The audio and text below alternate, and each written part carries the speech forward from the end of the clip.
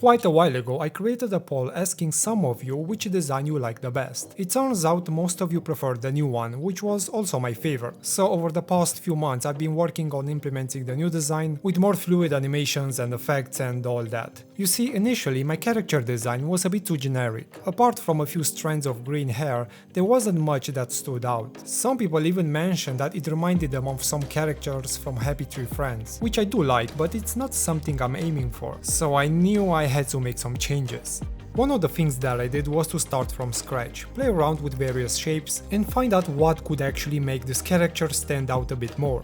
I mostly focus on the head, considering it's pretty big. Actually, it's almost 50% of the total size. One of the problems I had with the old design was the fact there wasn't much to animate on that part. I tried moving the ears up and down, squeeze, and also give it a bit more of a 3D effect, but the end result ended up being more like a gummy bear, which is not something I wanted. So this is where the whole idea of a head came in, since I could also kill two birds with one stone. First, this version of my character has a bit more personality, and second, there is something more to animate, which also improves the overall feel and movement.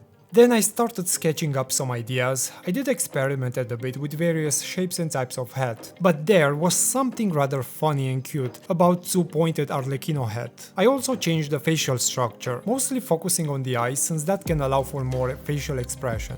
The damage impact will still remain, shown through multiple skin layers, except for the head, that will remain intact. That being said, what drained the soul out of me for the last months was this spider web of a mess. Initially I thought I could replicate the animation structure from the old design, which was rather simple and just worked, but nope, things had to be more complicated than that. Every time I thought this is it, I solved the problem, while another one popped in. But at the end, somehow I managed to finish the whole mess. There are a few other changes I've made to the character's movement. First, the gravity is a bit stronger, which makes moving around more responsive and snappy. The thing is, in the previous version it was way too floaty. I also made the character face the opposite direction during wall climbing, which I think is more practical, opening up the game to more possibilities. Then I moved on to effects and particles, which adds quite a lot of juice to the whole movement. I looked around a bit and did some research since I wanted to see how other games handle particles. I do think they add so much to the overall feel of the game, that's why I spent quite a lot of time on these effects.